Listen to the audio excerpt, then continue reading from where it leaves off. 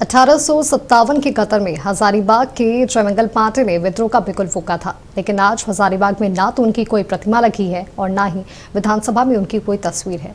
उनके वंशजों को अभी तक सरकारी सुविधाएं भी नहीं मिल पाई है। जयमंगल पांडे की 7वीं पीढ़ी के वंशज सच्चिदानंद पांडे से बात की हमारे इनपुट एडिटर नीला सिंह ने। 7वीं पीढ़ी के वंशज सच्चिदानंद पांडे जी, सच्चिदा जी स्वागत है आपका। क्या कहेंगे आप जो जयमंगल पांडे जी के योगदान को किस रूप से आप देखते हैं? सबसे पहले जयमंगल पांडे का ही नहीं, मैं तमाम उन स्वतंत्रता सेनानियों को सब आपके चैनल के माध्यम से नमन करता हूं जिन्होंने देश की आज़ादी के लिए अपनी भूमिका निभाई। उसमें मेरे भी परिवार में हम 7वें पीढ़ी के वंशज हैं, शहीद जयमंगल पांडे, जिन्होंने एकीकृत बिहार का उस समय 1857 आज़ादी की लड़ाई में नेतृत्व किया था, जिनके साथ कई लोग थे।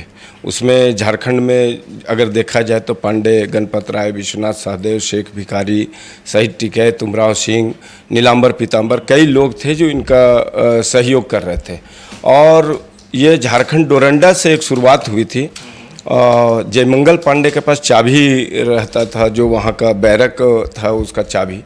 तो ये पहले ही से अपने भारतीय सैनिकों को बता करके रखे थे कि हम कभी भी विद्रोह करेंगे। जो चिंगारी मंगल पांडे जी ने मेरठ में जो फूंकी, तो उसी समय मंगल पांडे जो चिंगारी लगाए, उनको इतिहास बनाने का काम शहीद जयमंगल पांडे ने किया। और चाबी बैरक खोल करके सारे जो संदूक बंदूक जितने भी चीज़ थे वो अपने सैनिकों के पास हवाले कर दिए।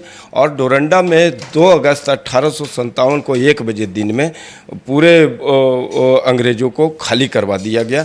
अंग्रेज अफरा तफरी भाग गए। उसमें चूंकि ये रांची नहीं और ये डोरंडा नहीं था जो अभी है, उसमें जंगली क्षेत्र था। बाबू कुंवर सिंह की जो सेना थी, उनको भी झारखंड की ओर आने में, मतलब उस समय के एकीकृत बिहार में आने में इनका बहुत बड़ा योगदान था। इसके बारे में जरा। नहीं, यहाँ से तार भेजे थे जयमंगल पांडे कि हम जब यहाँ विद्रोह करेंगे तो आप किस तरह।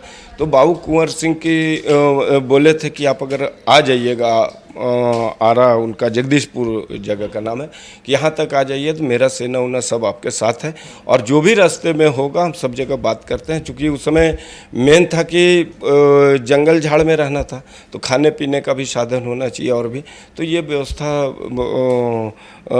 राजा महाराजाओं चाहे ज़मींदारों के हाथ में दिया गया, जो हमको लगता है कि रास्ते में ये लोग को बंद कर दिया गया अंग्रेज़ों के डर से। तो बहुत जगह ये लोग को बहुत झेलना भी पड़ा। झारखंड की बात करें तो जयमंगल पांडे के अलावा आपने भी नाम लिया, शहीद विश्वनाथ सहदेव, शेख भिखारी हैं, टिकैत तुमराव सिंह हैं, तमाम ऐसे लोग हैं, राजा अर्जुन सिंह हैं, पांडे गणपत राय हैं। इनके भी जो वंशज हैं, उन लोगों की भी स्थिति कोई बहुत अच्छी स्थिति नहीं है। और बार बार सरकार से मांग की जाती है कि जो शहीदों के जो वंशज हैं उनके उत्थान के लिए, उनके विकास के लिए कुछ किया जाए। जो कोष का जो गठन हुआ था वो उसी के मद्देनज़र किया गया था, लेकिन जैसा कि आप बता रहे हैं कि वो सही से सुचारू रूप से कार्य नहीं कर रहा है।